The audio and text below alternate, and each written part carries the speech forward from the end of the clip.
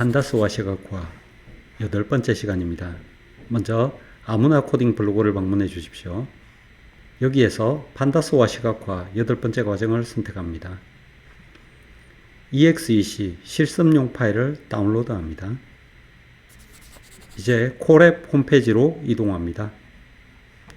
콜앱 홈페이지에서 업로드를 선택하시고 방금 다운로드 받은 EXEC 파일을 업로드합니다. 이제 데이터 프레임을 만들고 살펴보겠습니다. 오늘 데이터는 기존에 했었던 펭귄 데이터셋을 다시 한번 사용해 보겠습니다. 시본, 매플로리, 판다스 이렇게 3개의 라이브러리를 임포트하고 펭귄을 데이터 프레임으로 만들어 보겠습니다.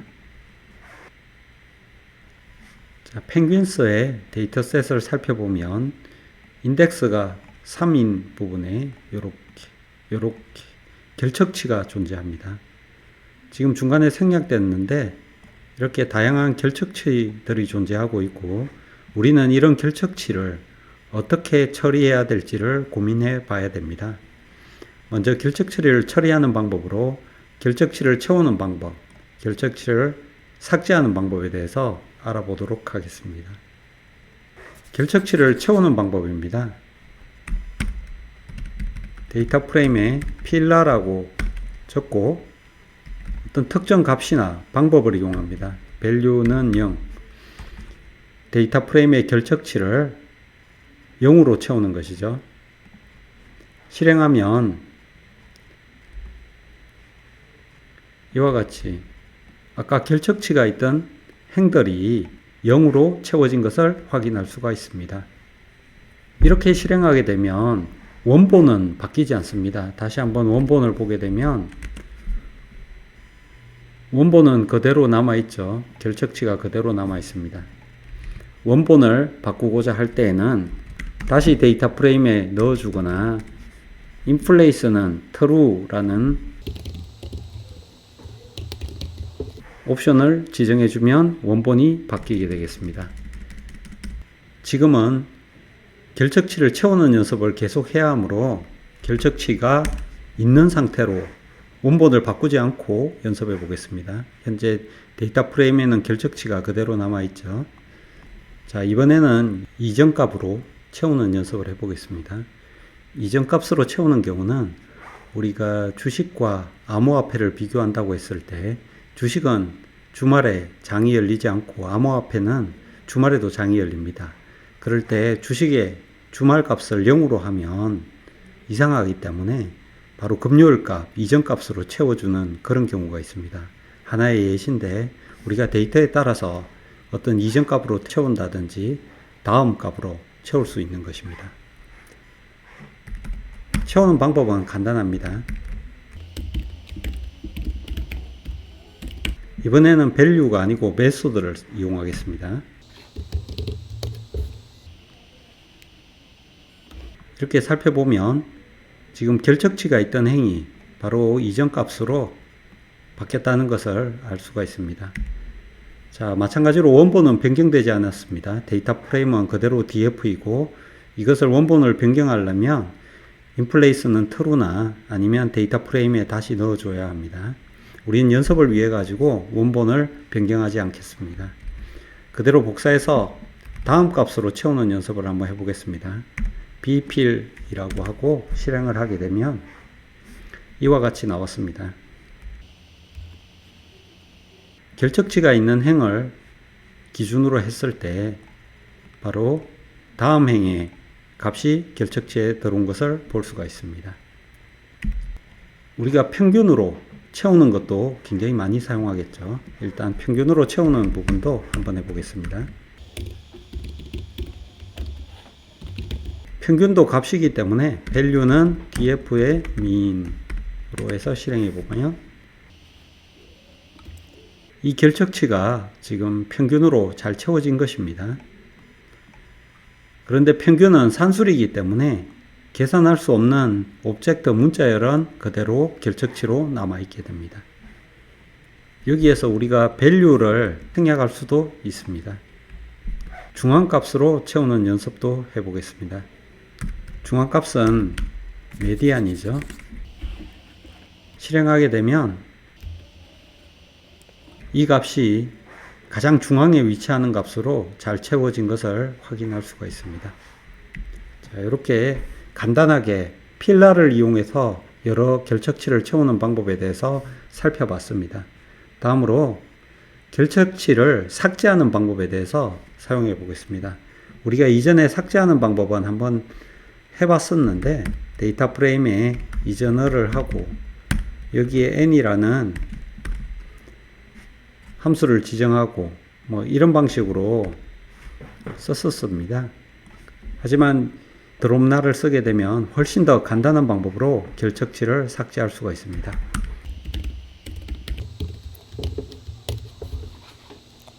자, 실행하게 되면 지금 아까 연습했던 인덱스가 3인 부분이 삭제되고 2 다음에 4가 된 것을 볼 수 있죠. 바로 삭제가 되었습니다. 옵션이 있는데 엑시스는 0, 기본값이 0입니다. 행을 기준으로 삭제를 했고 1을 주면 열을 기준으로 삭제하게 됩니다. 기본값은 생략할 수 있기 때문에 여기에는 엑시스는 0이 생략됐다는 것을 알 수가 있습니다. how라는 옵션도 있는데 any는 하나라도 결척치가 있을 때 삭제하게 됩니다. all은 모든 값이 결척치일 때 삭제가 됩니다. 자, 지금은 기본값이 n이기 때문에 하나라도 결척치가 있는 행은 모두 삭제가 되었습니다. 인플레이스는 true로 설정하게 되면 원본이 수정되는 것은 여러 차례 했었죠. 지금 이 상태는 원본이 수정되지 않았습니다. 자, 그대로 원본에는 이런 결척치가 남아있죠. 그러면 원본을 수정해 보겠습니다. 이와 같이 하면 원본이 삭제된 것을 확인할 수가 있습니다. 지금 인덱스가 0, 1, 2, 3, 4 이와 같이 나가야 하는데 3이 지금 없기 때문에 인덱스를 리셋 인덱스로 새로 부여해 보도록 하겠습니다. df에 리셋 인덱스를 하고 드롭 옵션은 기존의 인덱스를 사용할지 여부를 확인하는 겁니다. 지금 기존의 인덱스는 필요 없기 때문에 true를 주게 되면 기존의 인덱스는 삭제되게 됩니다.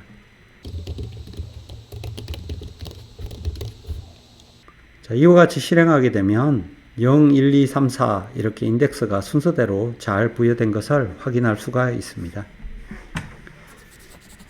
다음으로 범주형 데이터의 그래프를 그려보도록 하겠습니다. 시본 홈페이지를 살펴보면 시본 처음에서는 릴레이션, 관계형 중에서도 특히 산점도를 중심으로 플롯을 그려봤습니다. 두 번째는 분포를 나타내는 히스토그램을 위주로 그려봤습니다. 오늘은 카테고리컬한 범주형 데이터에 대해서 그래프를 그려보도록 하겠습니다. 여기에 나와 있는 다양한 그림들을 그려볼 텐데요. 여기 내용과 약간은 다르지만 거의 유사합니다. 자, 먼저 스트립 플롯과 서원 플롯입니다. 설명보다 먼저 한번 보는 것이 좋기 때문에 일행 2열의 플롯을 그려보도록 하겠습니다. 일행 2열의 플롯은 이런 도화지에다가 도화지를 나눠서 이렇게 일행 2열의 그림을 그리는 것입니다. 우리는 이것을 A, X, S는 0번째라고 표기할 것이고 두 번째 도화지를 AXS는 첫 번째라고 표시할 것이고 이 전체를 FIG라고 표현할 것이고 이 스트립 플롯이라고 하는 그림을 이 첫 번째 도화지에 넣을 것이고 스원 플롯이라고 하는 것을 두 번째 도화지에 넣는 연습을 해보도록 하겠습니다.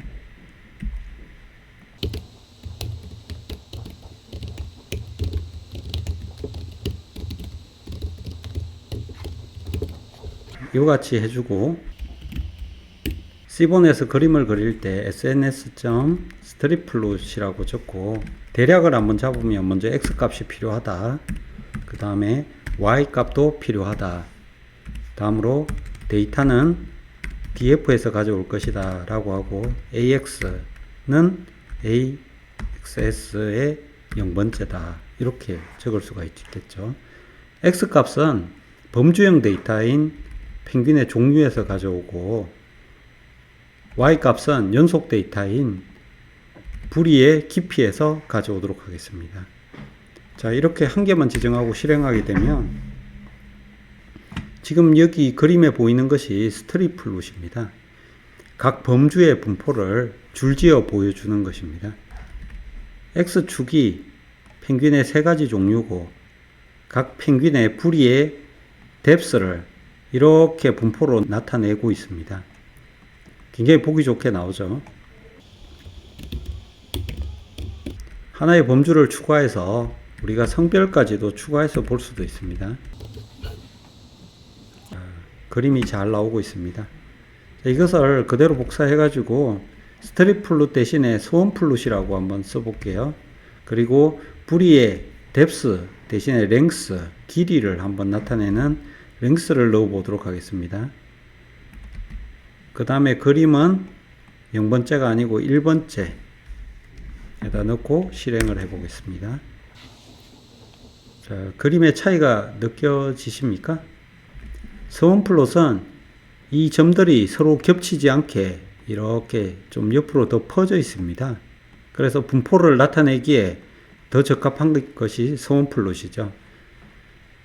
그런데 이 데이터가 많아지면 이것은 분포가 너무 짙어지기 때문에 분포를 잘 확인할 수 없는 단점이 있고, 서원 플롯은 시간도 굉장히 계산하는데 오래 걸리고 가로에 한계가 있기 때문에 1000개 이하의 그래프를 그릴 때 보기 좋게 그려질 수가 있습니다. 자, 스타일도 한번 설정해 보겠습니다. 스타일은 SNS set 스타일이라고 하고 5가지가 있습니다. 다크 그리드, 화이트 그리드, 다크 화이트 틱스 이렇게 5가지가 있고, 어떤 차이가 있는지 위에 그래프를 그대로 사용해 보겠습니다. 배경이 다크 그리드가 적용되었습니다. 굉장히 깔끔하고 보기 좋죠. 여기를 화이트로 하면 화이트 그리드가 적용되었습니다.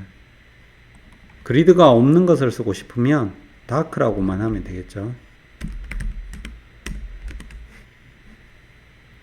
이와 같이 간단한 방법으로 스타일을 적용할 수가 있습니다.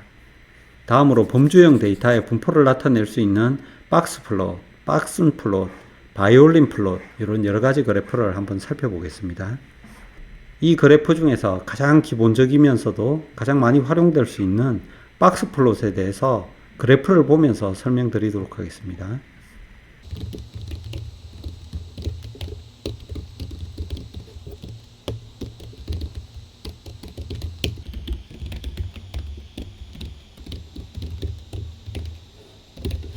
이렇게 화이트 그리드와 피그 사이즈를 지정을 하고, 박스 플롯도 마찬가지로 sns.boxplot이라고 적고 x값, y값, 데이터는 df 이와 같이 해서 x값에는 마찬가지로 펭귄의 종류, y값은 펭귄의 몸무게를 주고 한번 실행해 보도록 하겠습니다. 자, 이와 같이 박스 플롯이 그려졌습니다. 박스 플롯에 대해서 간단히 이해하고 넘어가겠습니다. 우리가 데이터의 범위를 4등분을 낸다고 했을 때 이 부분이 Q1에 해당됩니다. 이 부분이 Q2에 해당되고 이 부분이 Q3에 해당이 됩니다. 그래서 Q2는 중위수에 해당되는 값이죠.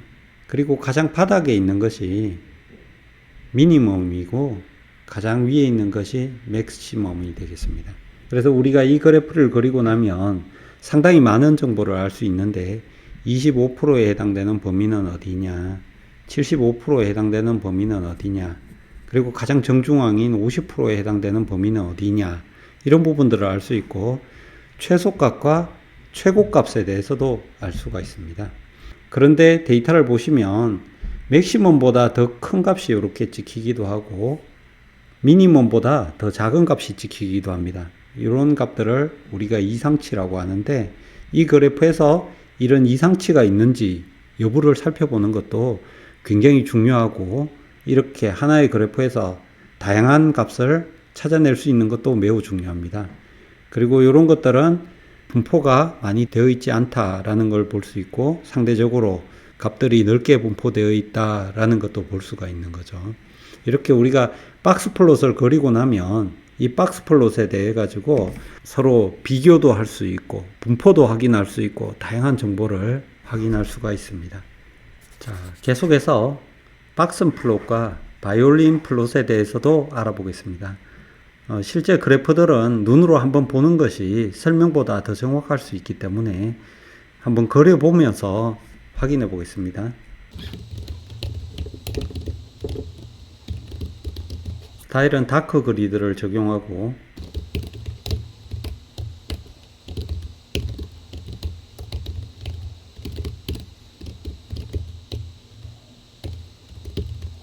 네 개의 그림을 그릴 것이어서 2행 2열로 지정해 줬습니다. 첫 번째 그릴 그림은 박스 플롯입니다. 박스 플롯을 적고 X값, Y값, 데이터, 그 다음에 축은 영행영렬이다 라고 지정해 주고, 여기서 X값은 마찬가지로 펭귄의 종류, Y값은 부리의 길이로 지정을 하겠습니다. 자, 그대로 복사해서 자, Y값만 바꿔서 Y값은 부리의 깊이로 하겠습니다. depth로 하고 영행 1열에다 그려주도록 하겠습니다. 그래프는 박슨 플롯으로 그려볼게요. 자, 다음에 바이올린 플롯도 한번 그려보겠습니다. SNS에 바이올린 플롯을 조정하고 마찬가지로 X값, Y값, 데이터, 일행 영렬 이렇게 지정을 해 보겠습니다. 펭귄의 종류를 넣고 날개의 길이를 Y값에 넣어 보겠습니다. 자, 다음 바이올린 플롯에도 X는 펭귄의 종류, Y값에는 몸무게를 넣고 성별을 하나 추가해 볼게요. 요거를 일행 1열에다 그려 보겠습니다. 실행을 하게 되면 이와 같이 2행 2열에 그럴싸한 그래프가 그려졌습니다. 먼저 펭귄의 종류와 부리의 길이에 관한 그래프이고, 펭귄의 종류와 부리의 뎁스에 관한 그래프입니다. 지금 차이점을 보시면 조금 더 분포를 직관적으로 볼 수가 있는 거죠. 아, 여기에 많이 분포가 돼 있구나 라는 것을 알 수가 있고, 박스 플롯에 비해 가지고 조금 더 이상치가 어떤 것인지 자세하게 이상치를 검출해 낼 수가 있습니다. 자, 바이올린 플롯도 상당히 유사하게 쓸 수가 있는데 분포가 돼 있는 곳에 직관적으로 이렇게 넓은 것을 볼 수가 있죠. 위아래로는 분포가 적다라는 걸 볼 수가 있고, 하나의 범주, 성별을 추가하게 되면 성별별로 출력이 됩니다. 자, 여기에서 각 그래프별로 타이틀이 있으면 조금 더 보기 좋을 것 같아서 타이틀을 한번 추가해 보겠습니다. 타이틀을 추가할 때는 어느 축인지를 지정해 줘야 됩니다. 성별별로 출력이 됩니다. 타이틀은 이것으로 넣고 복사를 해서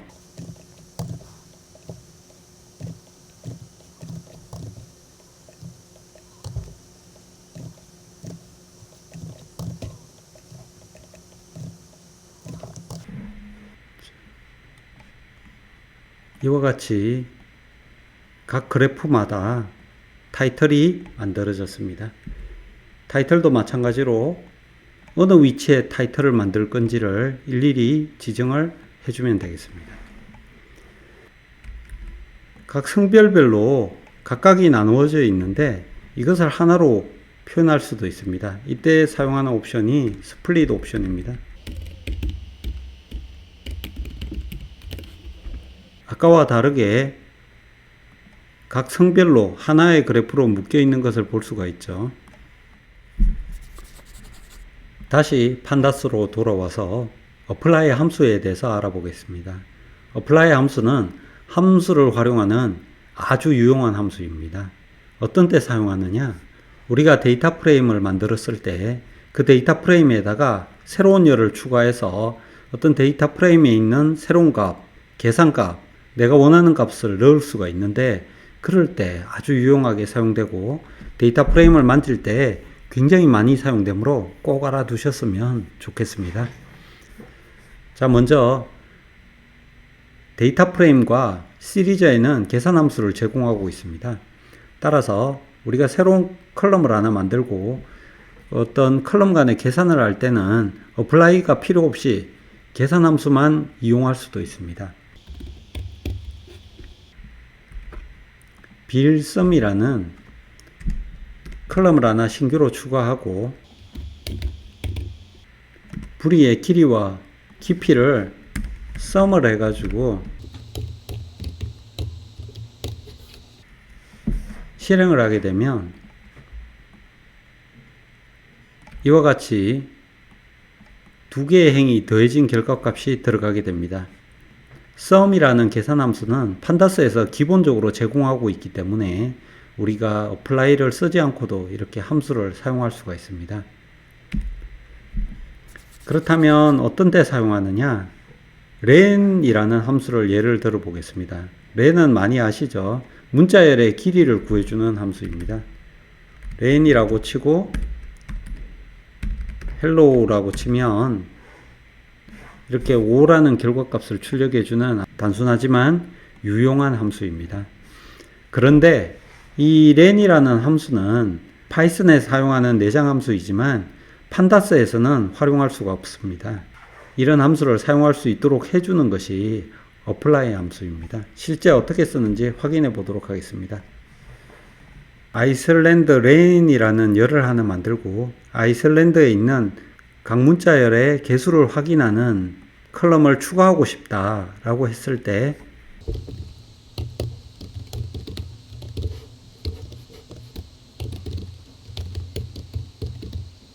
제가 처음에 생각했던 겁니다. 이렇게 하면 되지 않을까라고 생각했었거든요.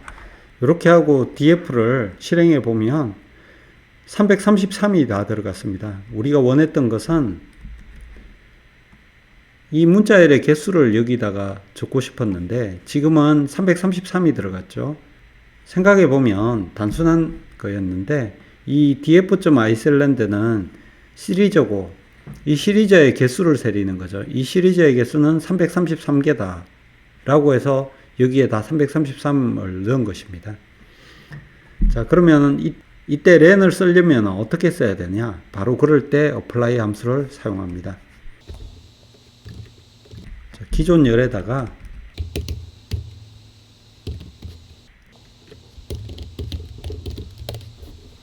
df의 아이슬란드 컬럼에 apply를 적용하는데 바로 숫자를 적용해라 이런 의미로 해석하시면 되죠.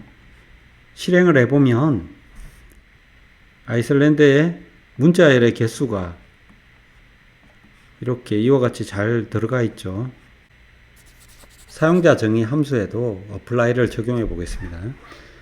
아이슬란드 up이라는 컬럼을 추가해 가지고 아이슬란드에 있는 문자를 모두 대문자로 변환해 보겠습니다. 먼저 사용자 정의 함수니까 함수를 정의해 보겠습니다. 함수의 이름을 아이슬란드 up이라고 하고 매개 변수를 전달받고 그 다음에 리턴 값으로는 대문자로 변환하는 어퍼를 사용해 보겠습니다. 새로운 컬럼의 이름도 똑같이 아이슬란드 up이라고 하겠습니다. 이것과 이것은 다르죠. 이건 함수명이고 이것은 열 이름인데 헷갈리시면 요거를 up2라고 해서 적용해 보겠습니다. 자, df의 아이슬란드 컬럼을 apply를 적용하는데 방금 만든 이 함수를 적용할 거다 라고 해서 실행해 보겠습니다. 잘 적용됐는지 확인하는 명령어죠. 자, 아이슬란드에 있는 값이 이와 같이 대문자로 변경이 되었습니다. 자, 굉장히 간단하게 대문자로 변경이 되었죠. 자, 다음에 우리가 몸무게가 g 단위로 되어 있는데 이 몸무게를 킬로그램으로 바꾸고 소수점 한 자리에서 반올림하는 연습도 한번 해보겠습니다. 자, 함수의 이름을 매스 킬로그램으로 하고 매개 변수를 x로 받겠습니다. 리턴 값은 우리가 x 값을 받아 가지고 킬로그램으로 바꾸기 위해서는 1000을 나눕니다.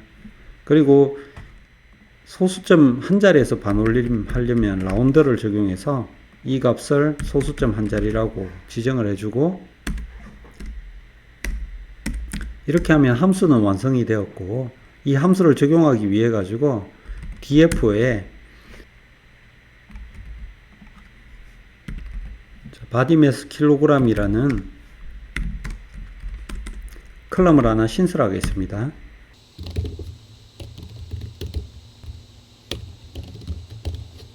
body mass g에 apply를 적용하는데 새로 만든 이 함수를 적용해 보도록 하겠습니다. 이렇게 하고 헤드 값을 살펴보면 이와 같이 이 g이 킬로그램으로 이렇게 잘 변경이 된 것을 확인할 수가 있습니다. 이게 처음 사용할 때 조금 헷갈릴 수가 있는데 이 x의 값은 무엇이냐, 이것이 좀 궁금할 때가 있습니다. 이것은 바로 이 apply 앞에 있는 값이 이쪽으로 넘어간다고 보시면 됩니다. 지금은 시리즈가 넘어가고 있죠. 데이터 프레임도 넘길 수 있는데 이 df.bodymassg이 넘어간다고 볼 수가 있습니다. 확인을 해보기 위해서는 프린터로 한번 찍어보면 됩니다. 어떤 값이 x로 넘어오는지를 한번 찍어보면 이와 같이 그램 단위의 몸무게가 넘어간 것을 확인할 수가 있습니다. 자, 여기까지 왔습니다. 람다 함수입니다. 람다 함수. 자, 람다 함수를 가장 쉽게 표현을 하면 람다 함수는 일회용 함수입니다. 일회용 함수. 일회용 함수지만 중요한 것은 함수라는 것이죠. 일반 함수에 간단한 한 줄짜리 함수를 만드는 것입니다. 한 줄짜리이기 때문에 더 유용하게 사용하고 실제 많이 활용되고 있으므로 꼭 알아두시는 게 좋습니다.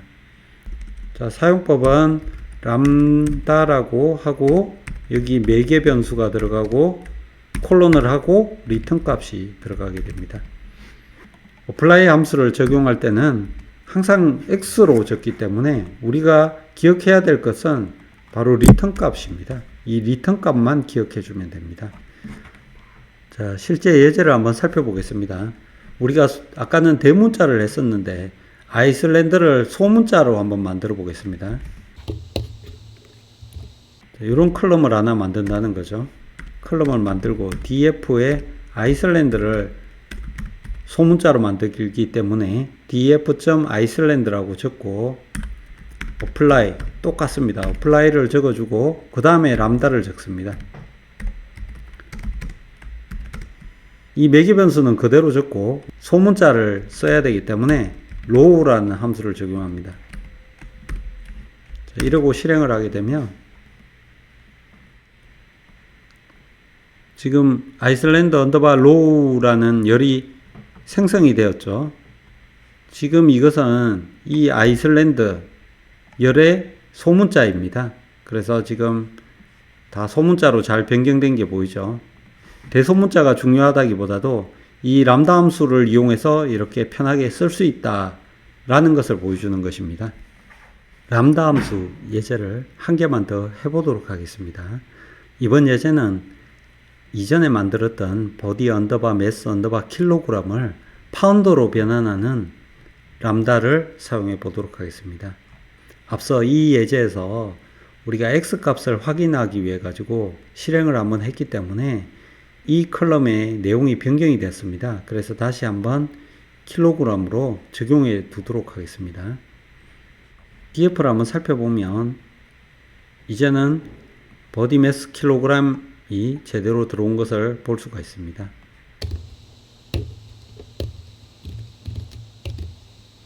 mass 언더바 f 파운드라고 해서 새로운 열을 만들어 보겠습니다. df 보디 언더바 mass 언더바 킬로그램을 apply 함수를 적용하는데 람다를 이용하는 것이죠.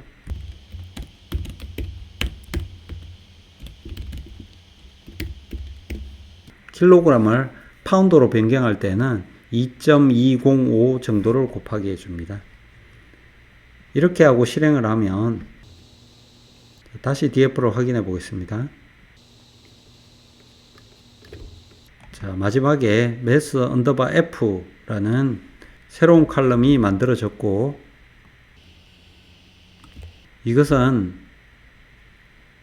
body 언더바 mass 킬로그램에다가 파운드로 변경을 한 것입니다. 이렇게 잘 열이 만들어지는 것을 확인할 수 있죠. 우리가 간단한 예제를 만들어 봤지만 실제 조금 더 복잡한 예제에도 충분히 활용할 수가 있습니다. 자, 오늘 배운 내용은 apply 함수는 파이썬 내장 함수에도 사용할 수 있다. 그리고 사용자 함수에도 쓸 수 있다. 간단한 함수식에는 람다 함수를 그대로 사용할 수 있다. 이 모두가 함수죠. 이런 함수를 활용하는 함수가 바로 apply 함수다라는 걸 말씀드리면서 오늘 내용은 마감하도록 하겠습니다. 감사합니다.